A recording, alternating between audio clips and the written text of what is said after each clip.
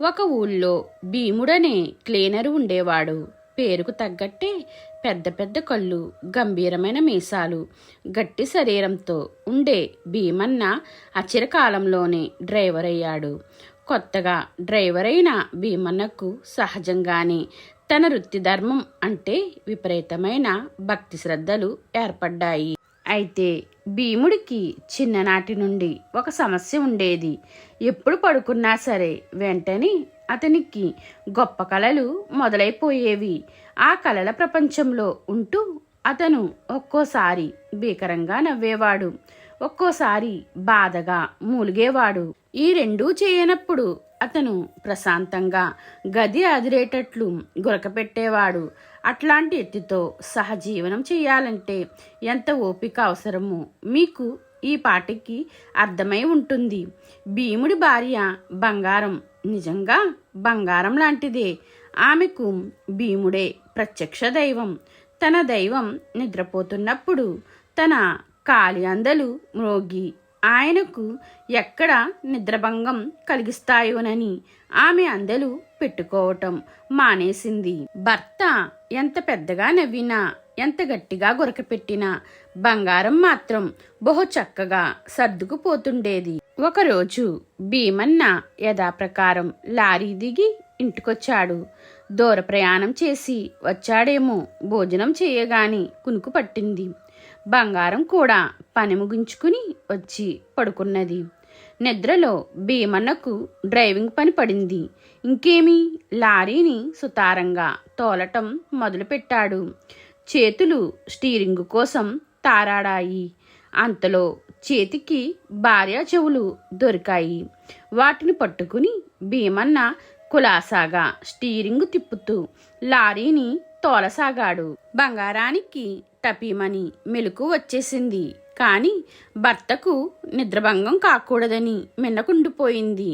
అంతలో లారీ వేగం పెంచాల్సి వచ్చింది. మెల్లగా భార్య మెడ కాస్త వేగం పుంజుకున్నది. తల అటు ఇటు తిప్పేస్తున్నాడు భీమన్న. స్టీరింగు చేజారిపోకుండా ఉండేందుకని ఆమె చెవుల్ని గట్టిగా దొరకపుచ్చుకుని తలని బొంగరంలాగా తిప్పటం మొదలుపెట్టాడు. అంతలో మరి రోడ్డుకు ఎత్తుపల్లాలు కనబడ్డాయి. వేగం తగ్గించాలి, క్లచ్ నొక్కాలి, గేరు మార్చాలి. ఎడమకాలు భార్య కాలిని గట్టిగా నొక్కుతుండగా భీమన్న చెయ్యి గేరు కోసం వెతకసాగింది. అతనికి ఇప్పుడు బంగారం చెయ్యి దొరికింది. ఇక డ్రైవర్ గారు ఆ చేతిని ముందుకి వెనక్కి లాగుతూ డ్రైవింగు మొదలుపెట్టారు. భార్యామని అరుద్దామనుకున్నది. కానీ అరవలేక రెండో చేత్తో నోటిని అదుముకున్నది. అంతలో ఇంకేముంది, వాహనానికి ఎదురుగా ఒక బర్రె వచ్చి నిలుచున్నది. బ్రేకు వెయ్యాలి. బ్రేకు ఏది? భీమన్న కాలెత్తి బాగా పైకి తీసి ఎగిరి ఒక తన్ను తన్నాడు. ఆ తన్నుకు బంగారం కెవ్వున అరిచి మంచం మీద నుండి దబీమని నేలన పడింది. అయినా ఆవిడ గారికి భర్తను తట్టి లేపేందుకు మనసొప్పలేదు. అంతలో భీమన్న లారీ వేగం పెంచాడు. ఎదురుగుండా రోడ్డు వంకర తిరిగి కనబడ్డది. నిద్రలో ఒక్క ఉదుటున శరీరాన్నంతా ఊపి స్టీరింగును తిప్పబోయాడు. అంతే ఊపుగా తను మంచం మీద నుండి దబీమని క్రింద పడిపోయి ఒక్క క్షణం పాటు నిశ్చేష్టుడైపోయాడు. చెయ్యి యాంత్రికంగా వెతికింది లైట్ల కోసం. లైట్లు వేసి చూసుకుంటే తను గదిలో ఒక మూలన పడి ఉన్నాడు.